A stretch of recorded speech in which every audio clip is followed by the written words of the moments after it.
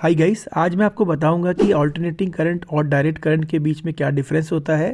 थोड़ा सा मैं इसकी हिस्ट्री के बारे में बताऊंगा और यही बताऊंगा कि इसके एडवांटेज और डिसएडवांटेज क्या क्या होते हैं। अल्टरनेटिंग करंट और डायरेक्ट करंट की जो हिस्ट्री है वो काफ़ी रोमांचक है। इसे द वॉर ऑफ करंट भी कहा जाता है, जिसके प्रमुख किरदार हैं थॉमस एडिसन और निकोला टेस्ला। इस लड़ाई को जंग कहना गलत होगा, हम इसे नाम दे सकते हैं क्रांति का, जिसने दुनिया का नक्शा ही बदल दिया। थॉमस एडिसन जो अमेरिका के एक फेमस वैज्ञानिक थे, जिन्होंने प्रैक्टिकल इलेक्ट्रिक बल्ब का आविष्कार किया था। प्रैक्टिकल शब्द का इस्तेमाल इसलिए कर रहा हूँ क्योंकि 1860 में जोसेफ स्वैन इलेक्ट्रिक बल्ब बना चुके थे। इलेक्ट्रिक बल्ब को हर घर तक पहुँचाने के लिए एडिसन ने डीसी करंट का इस्तेमाल किया, लेकिन इसमें कुछ खामियां थी।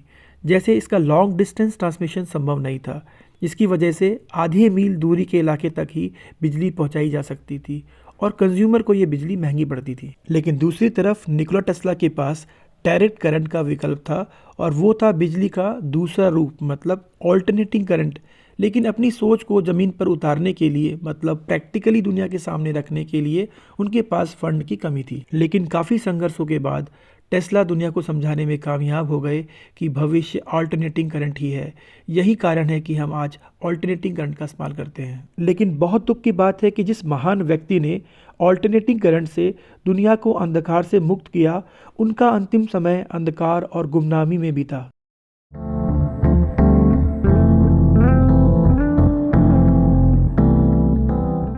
चलिए अब लौटते हैं अपने मेन टॉपिक पे। एसी का मतलब होता है ऑल्टरनेटिंग करंट और डीसी का मतलब होता है डायरेक्ट करंट। ऑल्टरनेटिंग करंट में मैग्नीट्यूड मतलब वैल्यू और डायरेक्शन मतलब पोलैरिटी चेंज करती रहती है with respect to the time. देखिए, ऑल्टरनेटिंग करंट में मैग्नीट्यूड मतलब वोल्टेज और करंट की वैल्यू, एंड डायरेक्शन मतलब इलेक्ट्रॉन्स के फ्लो की जो डायरेक्शन है, या आप कह सकते हैं पोलैरिटी, वो समय के साथ साथ बदलती रहती है। जैसे कि आप इस साइन वेव कर्व में देख सकते हैं, यहाँ पर वोल्टेज और करंट की जो वैल्यू है वो समय के साथ साथ चेंज हो रही है।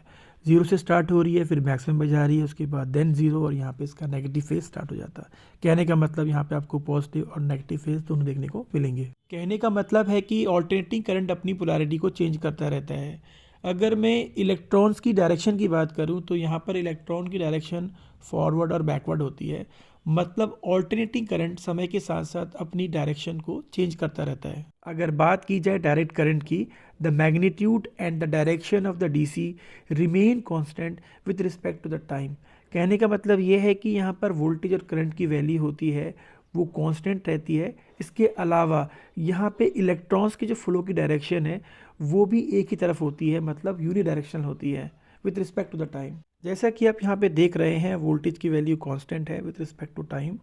ऑल्टरनेटिंग करंट की जो फ्रीक्वेंसी होती है वो नॉन ज़ीरो होती है, जनरली 50 और 60 हर्ट्ज़ होती है। ये डिपेंड करता है कि आप किस कंट्री में रह रहे हैं। इंडिया के अंदर ये 50 हर्ट्ज़ है, लेकिन यूएस एंड कनाडा में आपको 60 हर्ट्ज़ एसी सप्लाई देखने को मिलेगी। अगर डायरेक्ट करंट की बात की जाए तो उसकी फ्रीक्वेंसी ज़ीरो होती है। Alternating current different wave form में एग्जिस्ट करता है, जिसमें साइनोसॉइडल कॉमन है, जैसा कि आप ऊपर डायग्राम में देख सकते हैं। बट अदर फॉर्म में include triangular and square trapezoidal. Direct current लेकिन प्योर और परसेंटिंग होता है। चलिए आप बात करते हैं नेक्स्ट इंपॉर्टेंट पॉइंट की। ऑल्टरनेटिंग करंट को लॉन्ग डिस्टेंस ट्रांसमिशन के लिए सूटेबल माना जाता है, जबकि अगर बात करें डायरेक्ट करंट की तो इसको शॉर्ट डिस्टेंस ट्रांसमिशन के लिए सूटेबल माना जाता है। देखिए, जब ऑल्टरनेटिंग करंट का लॉन्ग डिस्टेंस ट्रांसमिशन होता है तब हमें एनर्जी लॉस कम देखने को मिलता है। इसके पीछे सबसे बड़ा कारण है ट्रांसफार्मर, जिसकी मदद से हम वोल्टेज को घटा और बढ़ा सकते हैं। देखिए, अगर आपने इलेक्ट्रिसिटी डिस्ट्रीब्यूशन के बारे में अगर पढ़ा है तो आपने देखा होगा कि जहाँ पर बिजली बनती है, मतलब पावर स्टेशन, वहाँ पे ऑल्टरनेटिंग करंट की वोल्टेज को अप किया जाता है यूजिंग स्टेप अप ट्रांसफार्मर, ताकि एनर्जी का लॉस कम हो। अब ट्रांसमिशन लाइन के थ्रू इस बिजली को घरों तक पहुंचाया जाता है, लेकिन इससे पहले इसकी वोल्टेज को कम किया जाता है यूजिंग स्टेप डाउन ट्रांसफार्मर, ताकि हम इसका इस्तेमाल सेफली कर सकें। अगर बात की जाए डायरेक्ट करंट की, तो डायरेक्ट करंट के ट्रांसमिशन में हाई एनर्जी लॉस देखने को मिलता है, and this is one of the disadvantage of DC current. देखिए, ऑल्टरनेटिंग करंट का जो पावर फैक्टर है वो 0 और 1 के बीच में होता है, जबकि डायरेक्ट करंट का जो पावर फैक्टर है वो यूनिटी होता है, मतलब 1 होता है। अब आप पूछोगे कि पावर फैक्टर क्या होता है। देखिए, फेज़ वायर के अंदर वोल्टेज भी होती है और करंट भी फ्लो कर रहा होता है। अगर आप इसका साइन वेव देखेंगे तो इसके अंदर वोल्टेज और करंट का जो साइन वेव है वो एक साथ चलता है। अगर ये एक साथ शुरू हो रहा है और एक साथ ख़त्म हो रहा है तो पावर फैक्टर 1 होता है। लेकिन अगर फ्लक्चुएशन की वजह से इनके बीच में डिफरेंस हो रहा है, मतलब करंट आगे पीछे हो रहा है, तो इस डिफरेंस को हम बोलते हैं पावर फैक्टर। देखिए, अगर पावर फैक्टर 1 है तो गुड है, अगर पावर फैक्टर 0.85 से नीचे है तो बैड है, and it is one of the reason for higher electricity bill. Alternating current को ऑल्टरनेटर के थ्रू जनरेट किया जाता है, जबकि डायरेक्ट करंट को जनरेट करने के लिए हमें डीसी जनरेटर की आवश्यकता पड़ती है। इसके अलावा हम इसको बैटरी या सेल से भी जनरेट कर सकते हैं।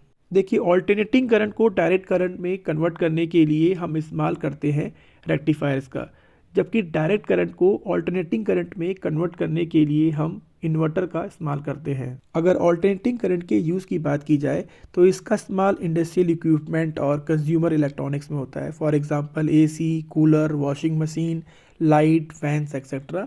जबकि डायरेक्ट करंट का इस्तेमाल हम इलेक्ट्रॉनिक गैजेट और स्मॉल डिवाइसेस में करते हैं।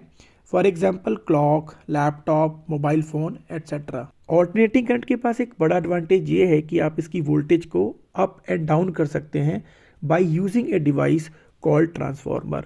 लेकिन डायरेक्ट करंट को स्टेप अप और स्टेप डाउन करने के लिए हमें एडिशनल स्टेप्स की रिक्वायरमेंट होती है, जो इसका एक बड़ा डिसएडवांटेज है और इसकी कॉस्ट भी बढ़ जाती है। ऑल्टरनेटिंग करंट का एक डिसएडवांटेज है कि आप इसको स्टोर नहीं कर सकते, लेकिन डायरेक्ट करंट को आप स्टोर कर सकते हो, फॉर एग्जांपल बैटरी के अंदर।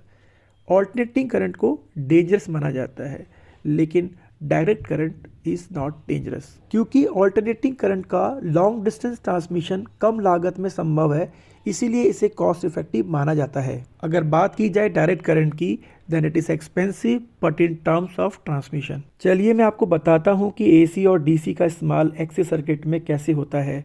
मैंने आपको 3 इंपॉर्टेंट बातें बताई थी। पहला, हमें ज़रूरत है फिलामेंट करंट की to heat up the filament, ताकि इलेक्ट्रॉन्स का प्रोडक्शन हो। Secondly, we need high voltage to accelerate these electron from cathode to anode.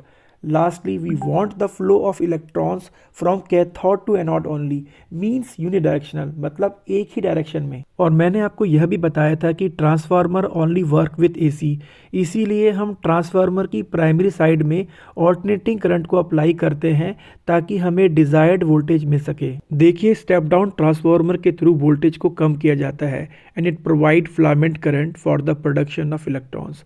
On the other hand, step-up transformer provide high voltage to accelerate these electrons from cathode to anode. लेकिन alternating current को directly एक्से tube पर apply नहीं किया जाता है, पहले इसे direct current में कन्वर्ट किया जाता है by using rectifier to make sure that the electrons flow from cathode to anode only, means unidirectional.